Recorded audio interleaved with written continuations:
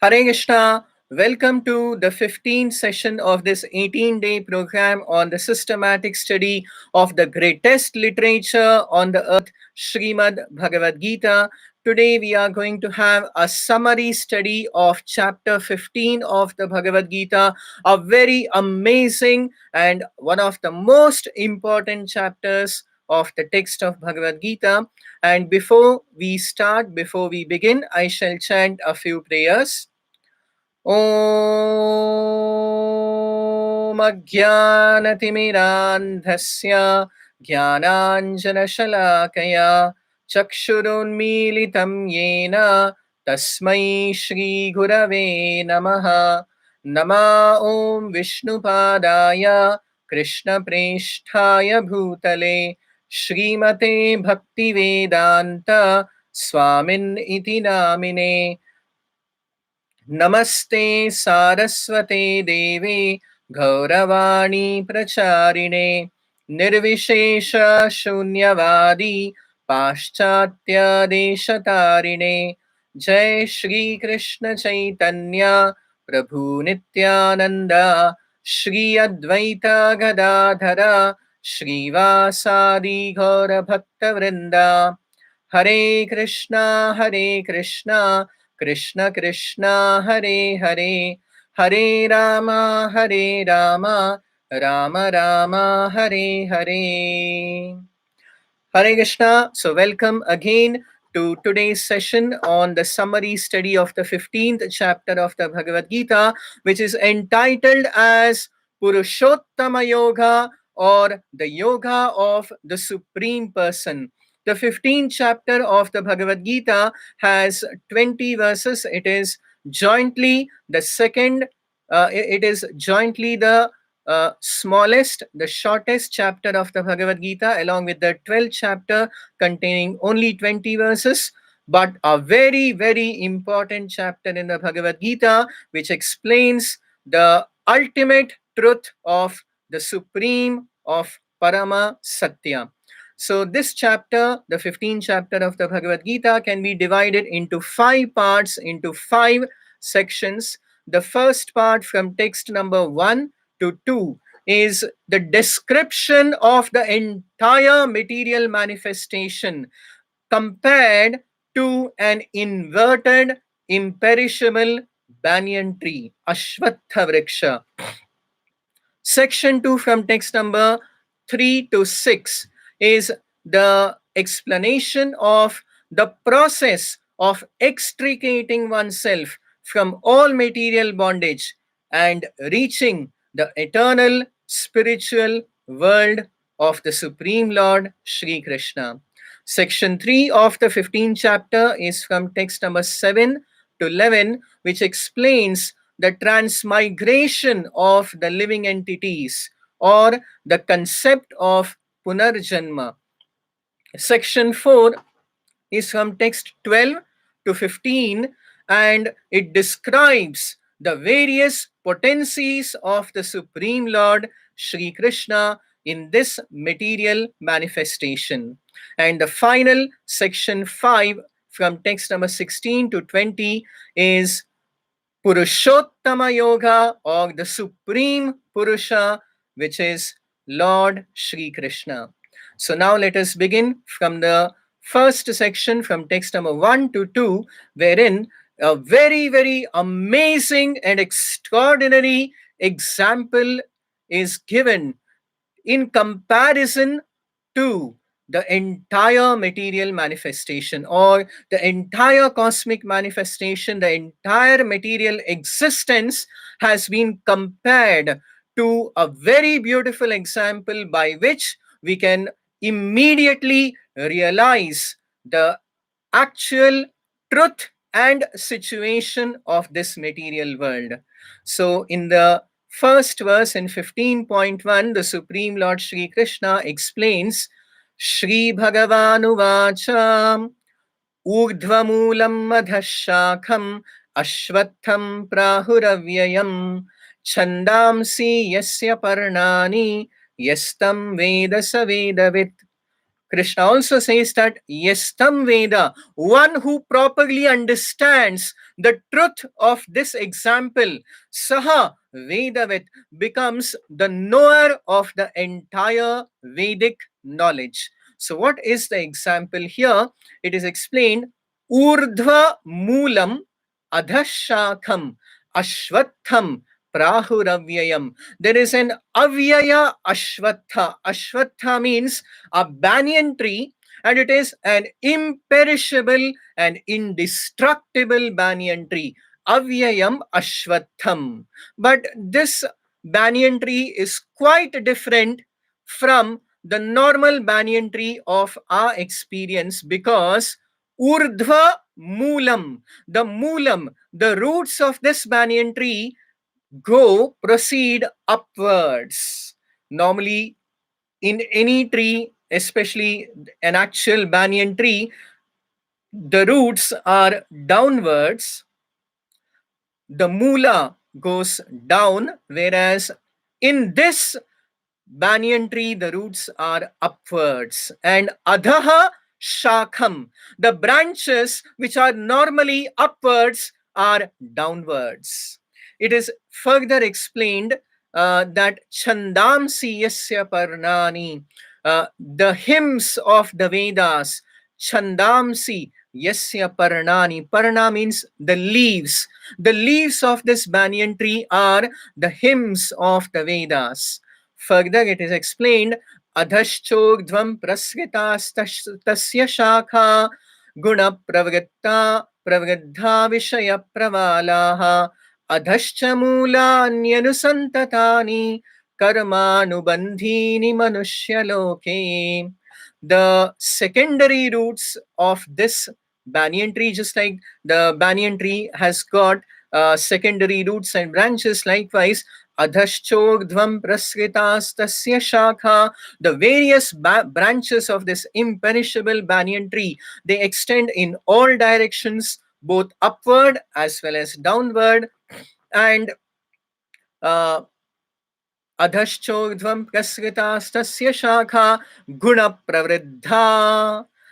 Just like you need to water a tree for nourishment, the water of nourishment, of growth of this banyan tree is gunaha, the three gunas, the three modes of material nature, which we have already discussed in great detail in the previous chapter, in chapter 14 of the Bhagavad Gita.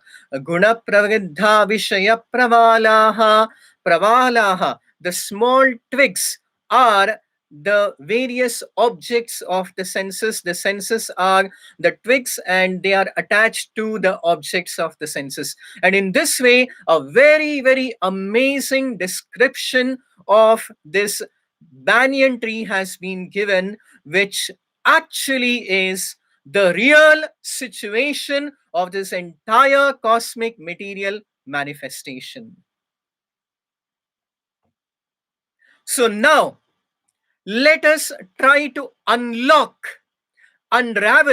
the great mystery, the great secret of what exactly is this imperishable banyan tree. Now, uh, in our normal experience, we may never come across a banyan tree which has its roots going upward and branches going downward. In fact, in 15.3, it is explained that in the first part, narupamasyeha tathopalabhyate nanto nachadir nacha sampratishtham.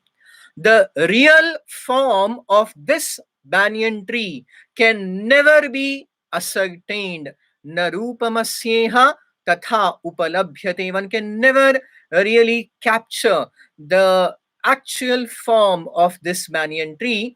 Nanto nachadir nacha sampratishta, nor one can locate its beginning or its end, nor its foundation. Now, what kind of a extraordinary, in fact, a very strange and mysterious tree is this? So please hear to this very, very attentively.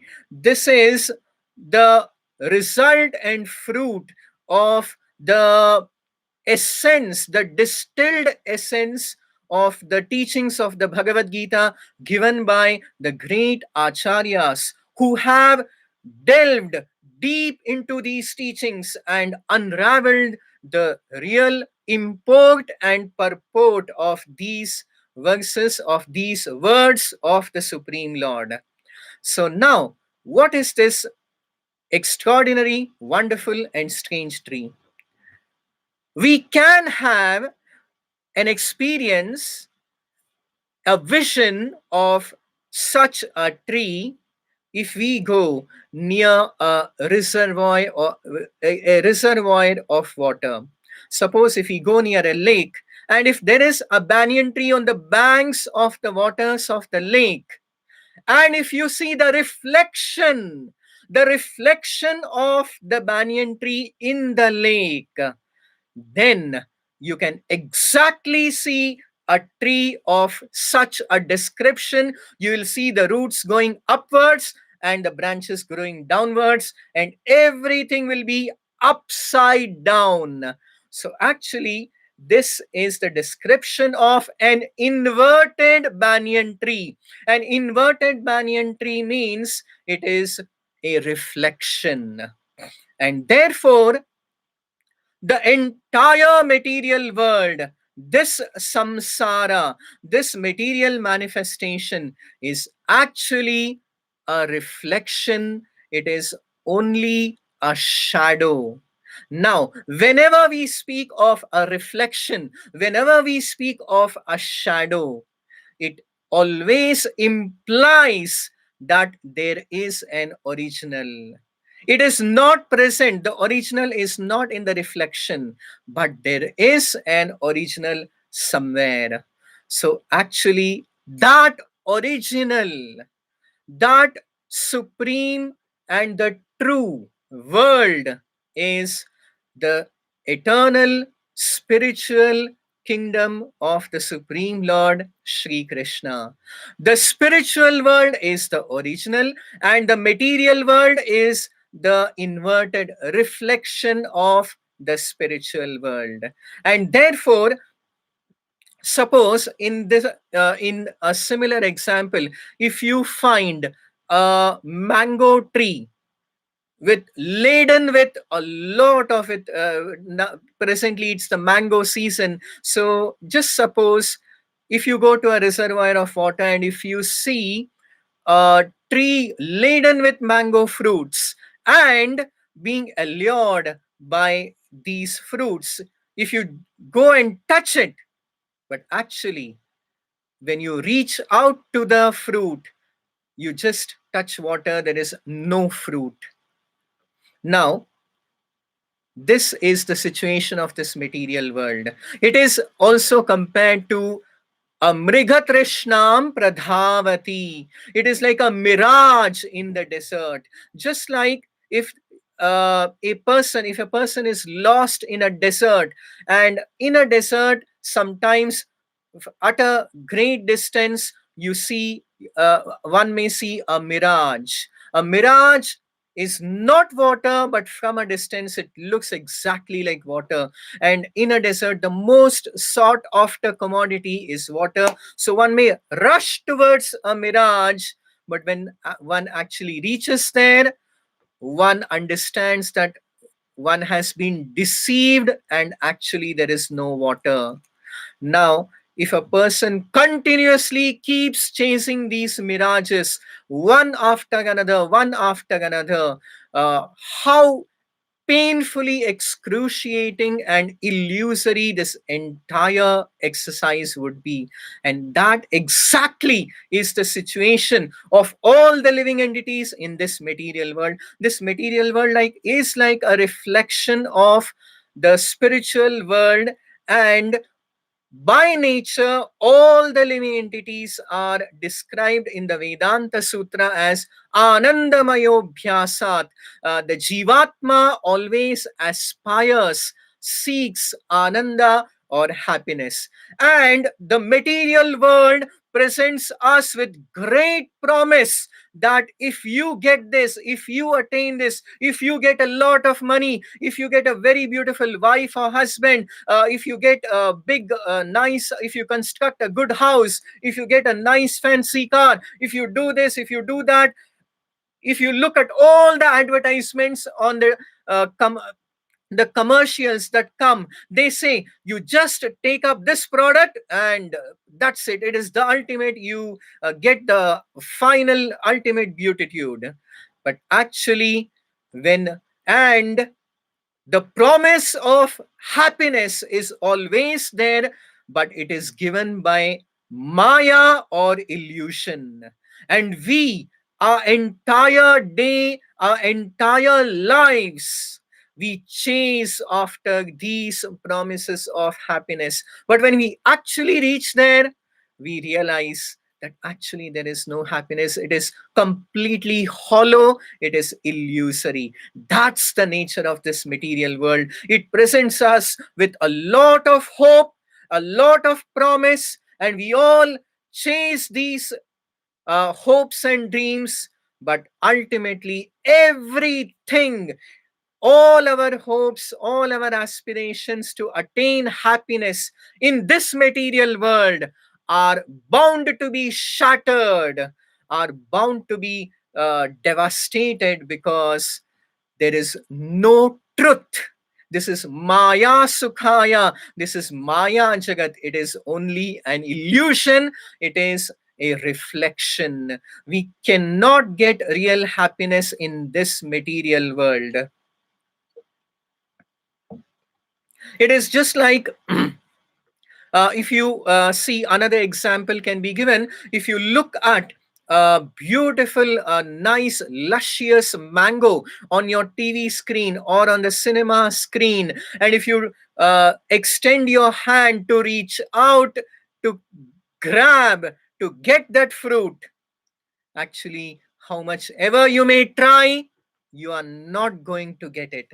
And that is the nature of this jagat, of this material world, of this samsara, that it is Maya Jagat. It is an illusory world. It is only a reflection.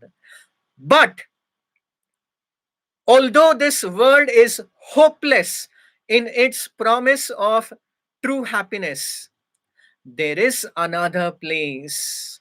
The original, the real thing, the truth, true happiness, eternity, complete knowledge, all these are there, but not in the reflection. We are looking out for these things in the wrong place, in the wrong location. We cannot find them ever in the material world. There is a place where we can find them, which will be revealed in the second section of the 15th chapter. But please do understand, with this beautiful example of the inverted banyan tree, Krishna draws our attention to the understanding that this material world, this samsara, is only a reflection. There is no real existence. Na rupamasyeha tathopalabhyate nacha anto nacha sampratishta. One cannot find its foundation, its real status or situation. So what should we do with when we are already caught up in this web of illusion, in this web of deceit and a complete falsity, Maya? So that is explained in the next section, the second section of the 15th chapter of the Bhagavad Gita, from text number 3 to 6. Krishna explains, Narupamasyeha tathopalabhyate nanto na chadir na cha sampratishta ashvattamenam suvirudhamulam asanga shastrena dhridena chitva. The fact is, we are although we may repeatedly hear that this material world is Maya, it is illusion, it is false, but still we are so strongly bound up in this material world. We have drowned ourselves in the material ocean to the farthest depths of this samsara sagara, that it is very difficult for us to come out of it. And therefore Krishna says that this is a very very suvirudha moolam, the moolam, the foundation, the roots of this banyan tree are suvirudha, not just strong but very very strongly entrenched in our system, in our ahankara. We think that this is the only reality, the material world is the only and only reality that exists, whereas this entire so-called reality is not the true thing, it is only a reflection, it is only a shadow. So how should one come out of this reflection? How should one come out of the shadows of material existence? Krishna says that one should use, just like to cut a tree we need a strong and sharp axe. Likewise, asanga shastrena dridena chitva, we need the strong weapon shastra, the axe of asanga or detachment. So vairagya is the way to become free from the so many variegatedness that this material world presents to us, and we completely get lost in the complexities and the networks of this material illusion. So the weapon to cut across these network of illusion and delusion is the sharp axe of asanga or detachment, vairagya. Now spiritual life actually is detachment from matter and attachment to spirit. In fact, attachment to the Supreme Spirit, to the Supreme Person. Here, especially in the 15th chapter of the Bhagavad Gita, repeatedly the Bhagavad Gita has explained emphatically that the Supreme Absolute Truth is not impersonal, it is not nirakara, it is not formless, it is not nirguna, it is not without any attributes, but it is the Supreme Person, it is the Supreme Divine Transcendental Personality of Shri Krishna. And now this fact is going to be further and conclusively established in the 15th chapter. After complete detachment from material illusion, what is the next step? What should one do further? In 15.4, it is explained, Tataha padam tat parimargitavyam yasmin gata na nivartanti bhuyaha tam eva chadyam purusham prapadye yata pravrittihi prasita purani. Tataha, after one is freed from all material entanglement, Padam tat parimargitavyam. Parimargitavyam means one should seek out, one should search for that original place, which is the root or the cause of this reflection. Tatah padam tat parimargitavyam yasmin ghata nanivartanti bhuyaha. Having reached where one never again comes back to the reflection, to the falsity of illusion. So just like if somebody has been caught up in a network of the illusion of a reflection of a tree, and one has struggled for a long time with the illusion, with the reflection, and found out that it's all false. And then if one reaches the original, one reaches the real truth, naturally one would never ever come back to the falsity of illusion. Yasmin gata na nivartanti bhuyaha tam eva chadyam purusham prapadye. And after reaching that original spiritual realm, what should one do? One should then seek out the supreme absolute truth, who is also addressed here, mentioned here as Tam eva chadyam purusham prapadye, the adyam purusham, the original supreme personality of Godhead. And it is repeatedly said in the Srimad Bhagavatam, it is repeatedly explained in the Brahma Samhita that Ishvaraha Paramaha Krishnaha Satchidananda Vigraha Anadiradir Govindaha Sarvakarana Karanam Govindamadi Purusham Tamaham Bhajami. The same principle is being stated here, that tam eva chadyam purusham prapadye. One should completely surrender to that original supreme Lord from whom everything has emanated. Uh, uh, Praskrita Purani, the reflection, the original, everything has come from the Adyam Purusham, from the Supreme Lord. So, who is that Adyam Purusham? It is going to be revealed in 15.6 as well as in 15.7 of this chapter to be the Supreme Lord Sri Krishna. Now, in text number 5, the process of surrender. Krishna says in 15.4 that one should surrender to that original Supreme Lord Sri Krishna. So, how should one surrender? What is the process of surrender? Has been beautifully explained in 15.5 as Nirmana Moha Jita Sangadosha Adhyatma Nitya Vinivritta Kamaha Dvandvair Sukha Dukha Samner Gachyantya Padamavyayam Tad. The process of prapatti or surrender, the first thing is nirmana moha. One should become very, very humble with great humility, without any illusion. Nirmana moha jita sanga dosha, completely freed from all materialistic association. One should conquer or completely cross over the tendency for material attraction. Jita sanga doshaha. So this sanga of material is a great fault or dosha which one should jita, one should conquer.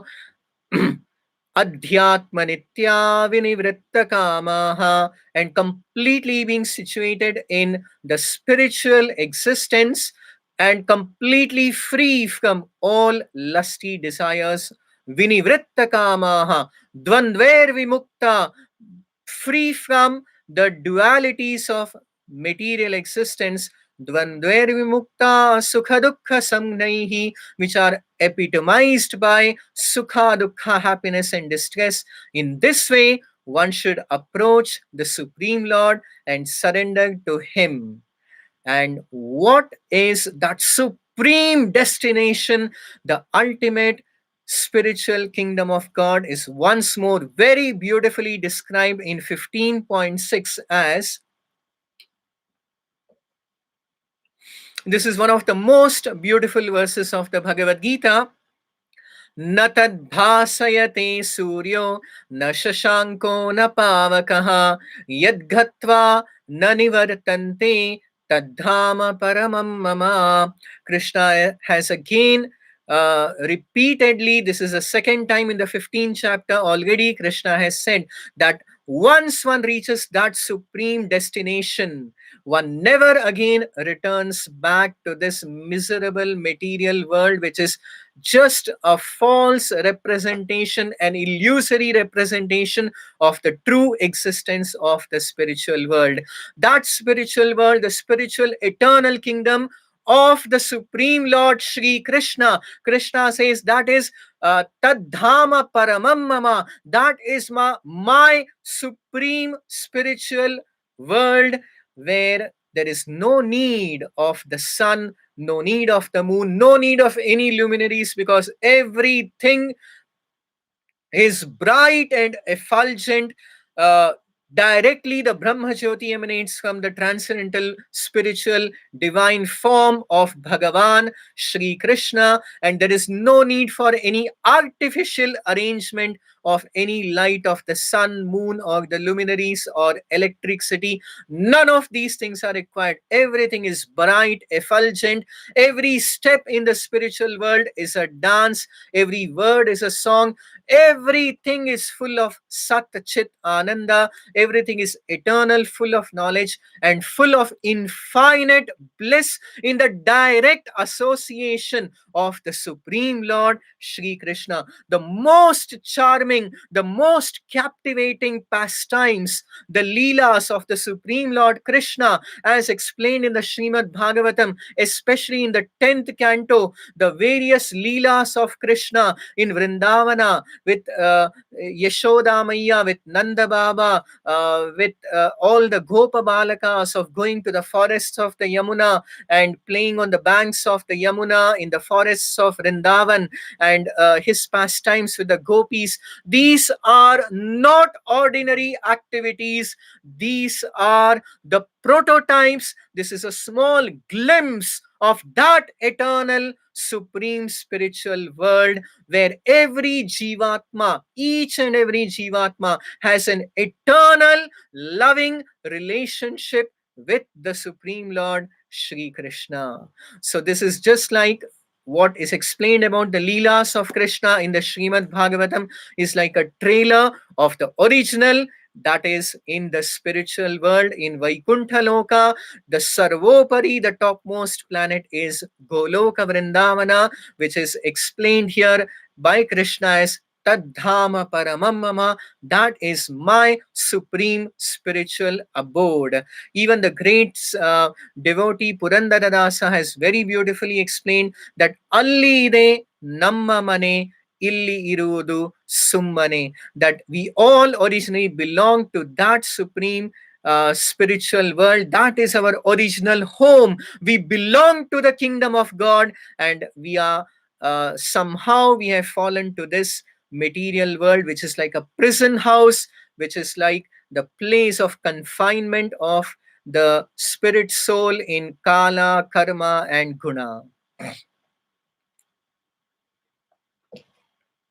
Now, further, in the third section of the 15th chapter of the Bhagavad Gita, from text number 7 up to 11, it is explained about the living entities transmigration in this material world. In 15.7, it is a very, very important statement by the Supreme Lord, wherein he says that Mamaivamsho Jiva Loke Jiva Bhuta Sanatanaha Manashasthani Indriyani Prakritisthani Kakshati, that actually all the Jivatmas. So again, a very, very important description of the relationship between the Jivatma and Bhagavan, the Supreme Lord, is established here very clearly.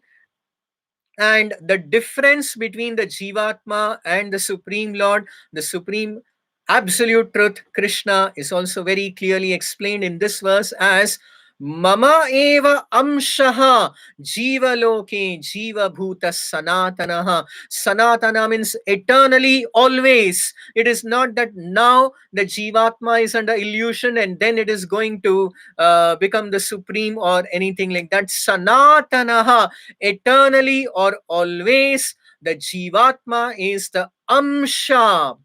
It is the part and parcel of the Supreme Lord Sri Krishna.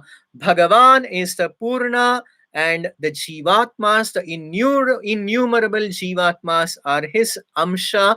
They are specifically described in the Kurma Purana as Vibhinna Amshas or Anu Amshas. They are tiny or minute expansions of the Supreme Lord Sri Krishna. So therefore, we are eternally connected.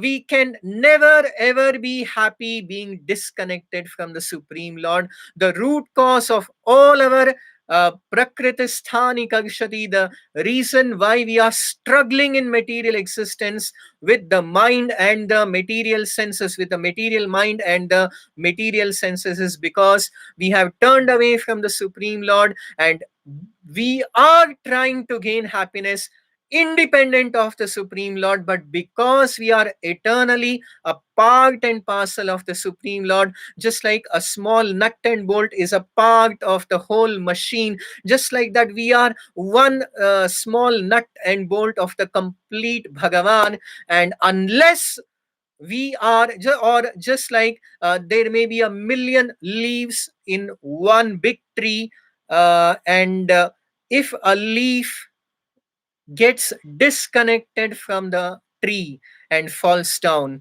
it will just wither away. It can never, a leaf that is disconnected from the original tree can never be in its proper situation. And that is the situation of all the living entities in this samsara, that they are not properly situated. They have got somehow disconnected from the original source, our origin, that is the Supreme Lord Sri Krishna. And being independent of the Supreme Lord, we have tried not just one lifetime, but since millions and billions and unlimited lifetimes, we have tried and tried, but we have never got that true happiness. We can attain true happiness eternally by again reconnecting ourselves, because we are Amsha.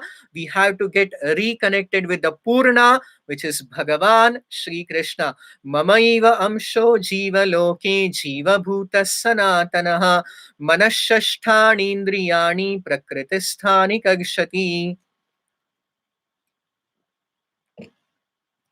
How the living entity is undergoing the great struggle of existence in this material world, in the cycle of repeated birth and death, is very beautifully explained in 15.8 as Shariram Yadavapnoti Yachapyutkramati Ishvaraha Grihitvaitani Samyati Vayurgandhani Vashayat.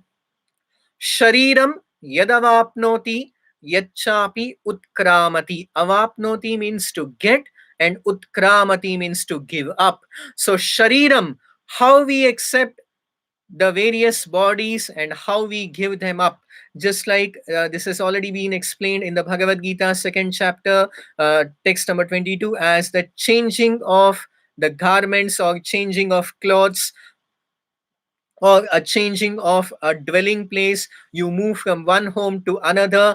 Likewise, the jivatmas are undergoing great tribulation and misery by repeatedly changing bodies one after another. They accept shariram avapnoti and then shariram utkramati, and in this way, how do they accept and give up a body? That is explained as Vayurgandha Nivashayat. Just like the wind, when it blows, it carries the aroma of a certain place. And likewise, our subtle body, consisting of the mind, intelligence, and ahankara, whatever impressions we have taken, so all that is taken by the mind, positive or negative. And just like the wind, if it blows from a nice garden with fragrant flowers, it will carry a nice aroma. But if it has passed through a dirty, filthy place, then it will carry dirty stench. So likewise, the Jivatma undergoes transmigration in 84 lakh species of life, repeatedly giving up bodies and accepting new bodies, and again giving them up. Punarapi jananam, punarapi maranam, punarapi janani jhathare shayanam. Now, although this is happening continuously since time immemorial, उत्क्रामन्तं स्थितं वापि भुञ्जानं वा गुणान्वितं विमूढा नानुपश्यन्ति पश्यन्ति ज्ञानचक्षुषः. People, although they see this birth, death happening continuously in the material existence, vimudha, because they are so foolishly engrossed in materialistic activities, they are unable to see this process of changing of bodies. One can actually factually see this with jnana chakshusha, with the eyes of knowledge. Uh, Yatantopi akritatmano nainam pashyantya. A transcendentalist, a spiritualist can understand this process of the changing of bodies, whereas the foolish materialist can never understand the truth of how the soul is undergoing the transmigration of bodies from one life to another unless he takes up the path of spiritual knowledge. Moving to the fourth section of the 15th chapter of the Bhagavad Gita, from text number 12 to 15, the Supreme Lord explains, although the foolish Vimudha, the foolish person, does not know how things are taking place in this world, so out of his great mercy, from text number 12 to 15, Krishna explains how one should come to proper knowledge and wisdom and understand how things are taking place in this world. And this is explained in 15.12 as यद आदित्यगतं तेजो जगद्भासयतेऽखिलं यच्चन्द्रमसि यच्चाग्नौ तत्तेजो विद्धि मामकम्. We all definitely come in contact with some light, and here Krishna says that all source of light is actually the Supreme Lord Shri Krishna. Yad tat tejaha, that light is vidhimamakam, is actually originating from Krishna. So in this way one should learn to understand the truth that everything is actually coming from the Supreme Lord Shri Krishna. Further in 15.13, Krishna says, Gama vishya bhutani dharayamyaham pushnami chaushadhi sarva somo bhutva rasatmakaha. So here the Supreme Lord declares that all the various planets and luminaries in this world, in the sky, they are all floating, Krishna says, by my energy, by my potency. Just like if I give you an open challenge that this is an object, this is a remote control, can you make it float in the air? I mean, even if you are able to do it, it would be such, you will have to apply so many laws of physics and manipulate the gravitational, mechanical, electronic forces, and then you will be able to make a small object like this, weighing not even 100 grams, to float it in air. Now just imagine the huge earth, the huge planets in the sky that we see, all of them are floating in the sky. Now who is making them float? So that is revealed in the Bhagavad Gita, that it is the energy of the Supreme Lord Shri Krishna. Gama vishya bhutani dharayami ahamojasa. So it is by the potency of the Supreme Lord Shri Krishna that all of them, actually, even if you compare all the phenomena in the world, if you see the distance of the earth to the sun, it is exact. It is so, the orbits of the various planets, they are defined so exactly that even a little difference and everything would go out of order. So who keeps everything in order? By whose energy is all this happening? Who is the supreme scientist? Who is the supreme controller?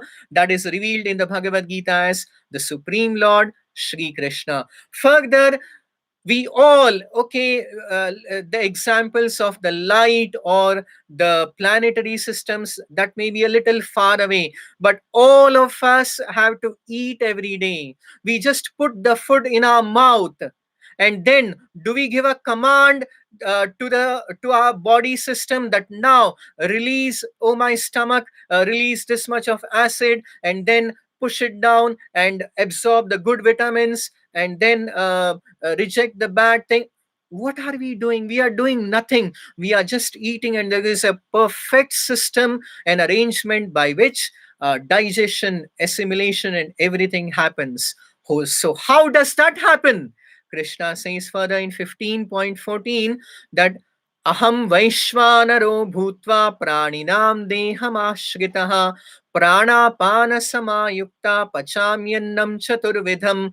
All the four kinds of foodstuffs that we eat is digested by the Supreme Lord in his expansion as a fire in the stomach known as Vaishvanara Agni, and the four kinds of foodstuff are explained in the Ayurveda as Charva, Charvya, those which are solid food, which is chewed, or Chushya, the semi-solid food, which is sucked, Charva, Charvya, Chushya, Lehya, semi-fluid, and Peya, or that which are drunk. So all kinds of food are digested by the Agni in the stomach known as Vaishvanara. There is a fire, and that is actually the mercy and arrangement of the Supreme Lord Sri Krishna. Further in 15.15, Krishna says, Sarvasya chaham hridi sannivishto mattah smriti jnanamapohanam cha vedaishcha sarverahameva vedyo vedanta krid veda videva chaham. Krishna says that I am present in the hearts of all the living beings as the Paramatma, and Vedanta Krid Veda Videva Chaham, that I am Vedeshta Sarver Ahameva Vedyaha. By the study of all the Vedas, the supreme knowable is Krishna. So this is very, very clearly explained here. Vedeshcha sarver ahameva vedyaha vedanta krid veda videva chaham. This is also very beautifully explained by the great Acharya Sripada Madhvacharya, wherein he says that Vede Vede Ramayane Chaiva Bharat Purane Bharate Tatha Adau Antau Cha Madhye Cha. In all the Vedic scriptures, in the Vedas, in the Puranas, in the beginning, in the middle, and in the end, Harihi Sarvatra Giyate.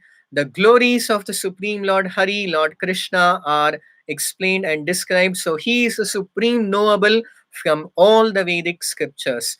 Now, coming to the final section, the fifth section of the 15th chapter of the Bhagavad Gita, from text number 16 to 20, is the most important part of the 15th chapter, which reveals the supreme absolute truth to be Purushottama, to be the Supreme Lord, to be the Supreme Personality of Godhead.